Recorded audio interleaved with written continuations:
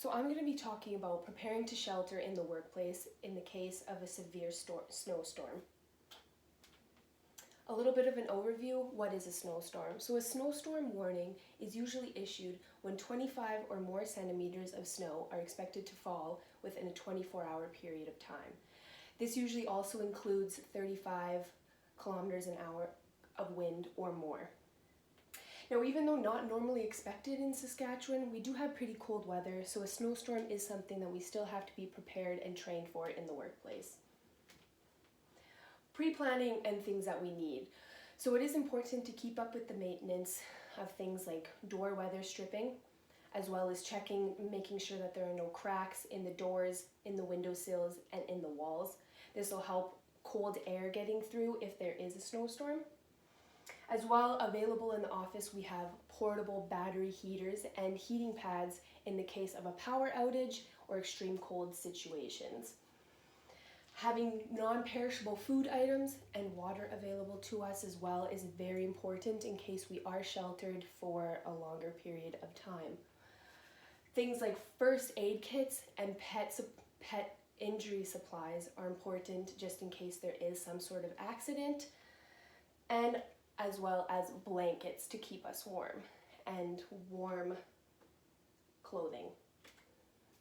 So on the day of the storm, because we are generally a pretty big facility that looks after around 200 dogs a day, it is our responsibility to keep the dogs safe as well as keep us safe.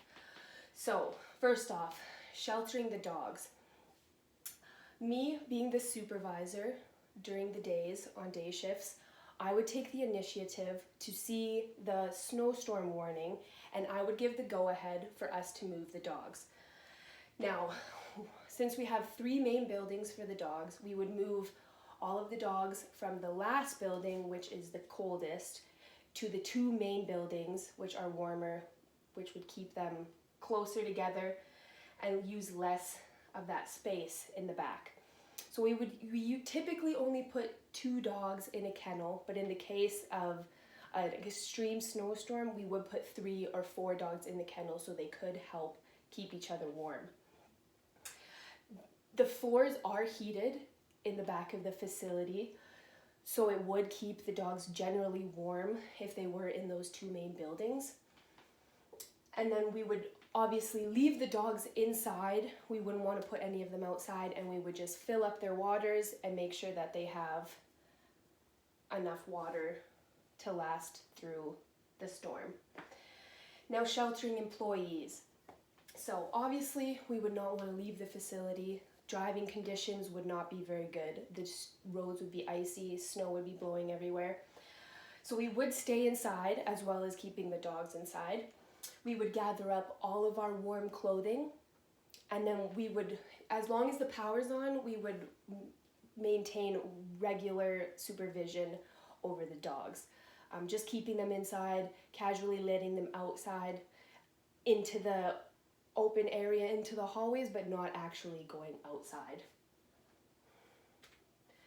So in case of a power outage, now this would cut off the heat in the facility, and it would make a large difference for the warmth issue. So we would want to keep warm and conserve the heat that we already do have in the facility. So we would grab flashlights that we have available, go to the back of the facility where the 2 main buildings are, where the dogs are, and we would put blankets down in every single kennel for the dogs because the heat won't be heating them up through the floor. The blankets mixed with the dogs being in 3 or 4 dogs per kennel would generally be enough to keep the dogs warm without the heat.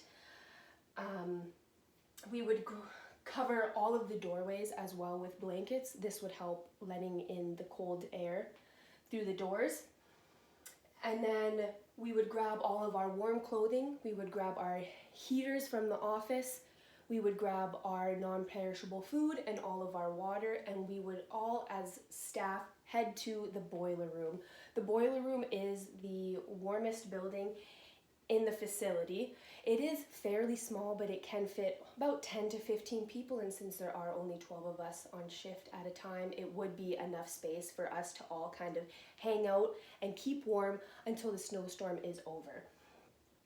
I would use my cell phone to keep up to date with weather, news, and to see when it is safe to drive or when to leave the facility. Now a little bit of aftermath. So after the snowstorm passes, we would move all of the dogs back to their originally assigned areas, or they would go home for the day. We would make sure obviously that we are driving safe on the roads because they would still be icy. And then we would practice safe snow removal. So this, taking regular breaks during snow removal and making sure that we don't overexert our bodies, shoveling the snow, switching out workers, one on, one off kind of thing, making sure that we don't overexert our bodies.